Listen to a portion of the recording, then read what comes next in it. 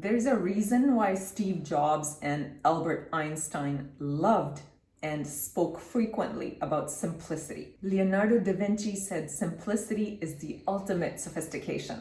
Can you imagine your finances being so gloriously simple that you actually enjoy managing them? If that sounds interesting to you, stick around. That's exactly what we're going to talk about today. Hello, welcome back to the channel. And if you're new here, my name is Jessica Gill. We talk all things money. I went from zero to over $1 million in net worth in less than 8 years. And I started this channel to share with you what's worked for me. So everything I talk about on this channel is based on personal experience. So here we are today. We are going to talk about simplicity. But before we get there, please subscribe to the channel if you haven't done so already, and hit the like button, notification bell, so you don't miss any of the upcoming videos. With that said, and without further ado, let's talk about 10 ways you can significantly simplify your finances. Number 1, become and stay debt-free. If you watched any of my other videos, this will come to you as no surprise. That is because it's difficult to simplify your life if you have a lot of debt. Debt plays a huge role in everyone's mental stress. So in order for you to really simplify your finances, make sure you're debt-free. And if you're currently in debt, make sure you set up a plan to pay that off as quickly as possible. There are so many options that can help you in simplifying your debt, including being able to consolidate it. If you have debt from various different sources, you can always consolidate it in a way so that you have a single payment every single month. But a word of warning, before you decide to consolidate, make sure you change your behavior. You have to look at how you got into debt in the first place, because consolidating all of your debt into one single payment is not going to help you if you're going to continue getting yourself into debt, and if you're going to continue to charge your credit cards. That will defeat the purpose. So you have to stop digging the hole and then figure out a way to simplify and start making those debt payments to get yourself debt free. Number 2, eliminate physical clutter as it relates to your finances. How do you do that? Some of the ways you can eliminate physical clutter as far as your finances are concerned. First one is opting for electronic statements, whether it comes to your bank statements, your credit card statements, or any kind of statements in relation to your finances, investments, etc. Opting for electronic statements will take care of some of that clutter.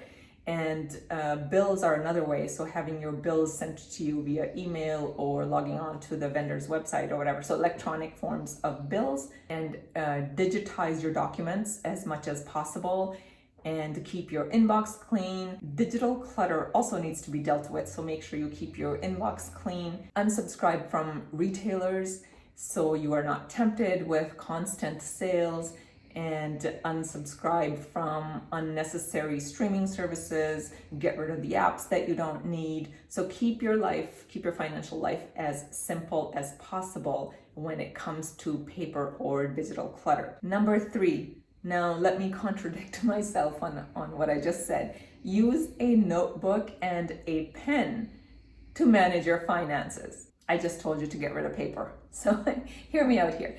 Keeping a simple notebook and a pen to manage your finances is one of the simplest way to pay attention to your money. So if you prefer to do it digitally, that's fine as well. But I've been doing it on literally a beautiful little notebook and a pen for years.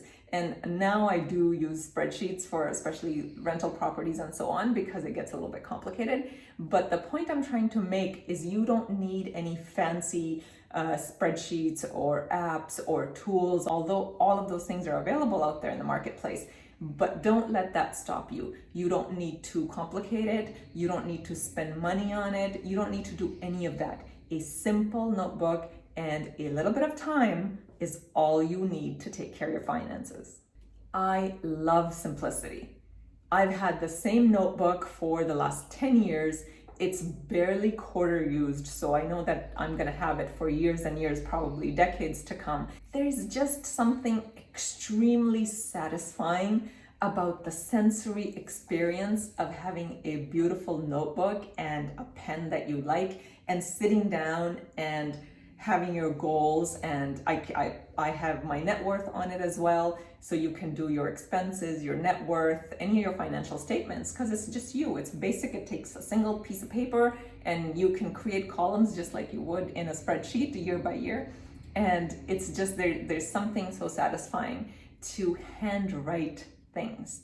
And I don't know, maybe I'm just old-fashioned, but that's what I like. And I like having everything in one place and being able to flip pages, and anyways, that's that. Number 4, set clear financial goals. And when you're setting your goals, take a 10-year approach. Always take a 10-year approach. Where do you want to be financially 10 years from now? Write that down for yourself. Having that as a picture, having that sort of your goal to aspire to and to work towards will make it easier for you to figure out what you need to do in the short term. Once you have your 10-year goals figured out, then you can work backwards from there. Go from 10 to then 5 in order for you to accomplish your 10-year financial goals. Where do you need to be in 5 years? And then from there, where do you need to be in 3 years, 2 years, a year? That will really work as a guidepost to guide you, as well as to motivate you and inspire you to work towards your final goal. Number 5, reduce the number of financial institutions you deal with. Once you decided on what your needs are in terms of financial services, pick one bank, stay with one bank, have one credit card. This will not only help you simplify your financial life and clutter, number of statements coming in, number of things you have to look at, but it also gives you some negotiating power. So once you've decided you're going to stay with one bank and you have their accounts and their credit cards and you have mortgage from them or whatever other financial services you have from them, then you can sit down with whoever you deal with and you can make a case for being a good customer. A lot of institutions are willing to have those conversations with their good customer. So it gives you a little bit of a negotiating power. You may be able to get better rates for your credit cards or for your mortgage and so on, while keeping your life simpler. Number 6, reduce the number of your bills and reduce the amounts. One of the ways of doing that is bundling your services as much as possible. So for example, if you have a cell phone and cable and internet, everything from one provider, you can package that service. Hopefully you can get better discounts for multi-service, as well as it helps you eliminate some of the clutter and reduce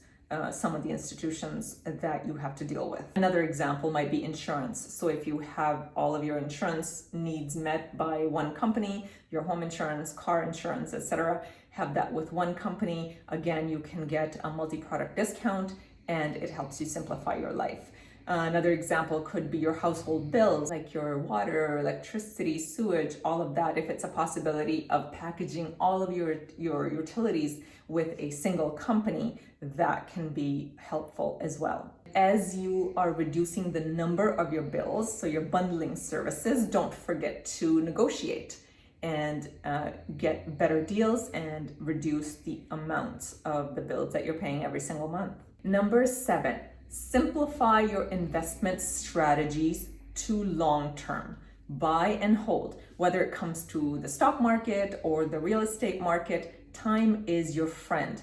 Use the buy and hold strategy versus churning your investments based on hot tips. Stay away from any free advice from that broke second cousin who gives you hot tips every other week. Markets almost always even out long term. So if you know where you're headed and you have a good strategy in place, you are investing on a regular basis, on a monthly basis at least, and you just buy and hold. For most people, that is the best strategy. Number 8, track what you spend. This habit alone is life-changing. Make sure you are tracking what you're spending every single month. And if you're not doing it right now, take a look at your last 3 months. That will give you a fairly good idea. And then going forward, you can start tracking what you're spending. Focus on what is essential and important to you. Spend money on that and cut back on everything else. But track. That is the single most important financial habit that you can get into. Number 9, have spend-free days, or even weeks, or even months. Sky is the limit. Let's start with days. So look at your debit card statements or credit card statements, or however you spend your money. It's a little bit more difficult to do with cash if you're spending cash. But if you're like most people, you're probably using your credit card or debit card. And just for fun, take a look at your last statement and look at the dates. How many dates in the last 30 days did you not spend any money? That is eye-opening.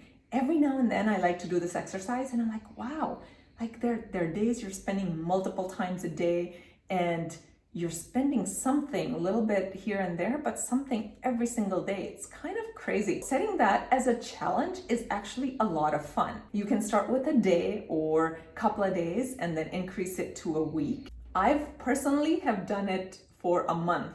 A lot of times I'll do that in January. It's just fun, and you talk to some friends and you do it as a group.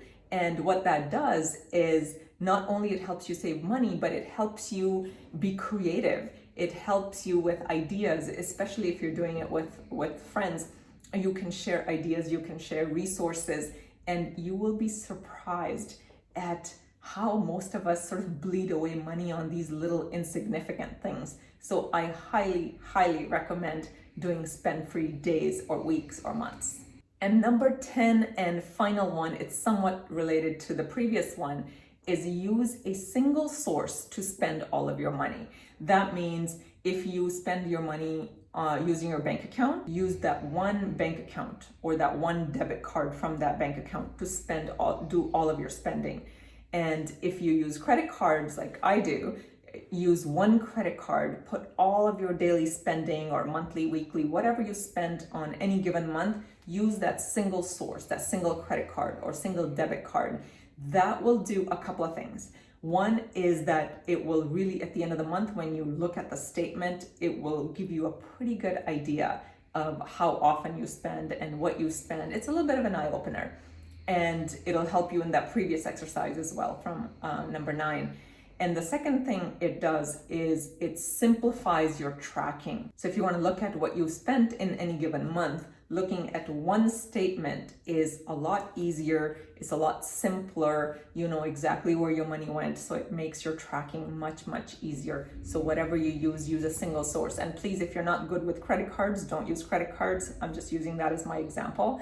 If you're not good with credit cards, just use a debit card where you need to have cash in your bank account in order to spend money. So just looking at that month's bank statement will give you just as good of an idea. So those are 10 ways you can radically simplify your finances and create some space in your life. I hope you found that helpful. And if you did, please don't forget to subscribe and share this video. Hit the like button, hit that notification bell so you don't miss any of the upcoming videos. As always, thank you for watching, and I will see you next week.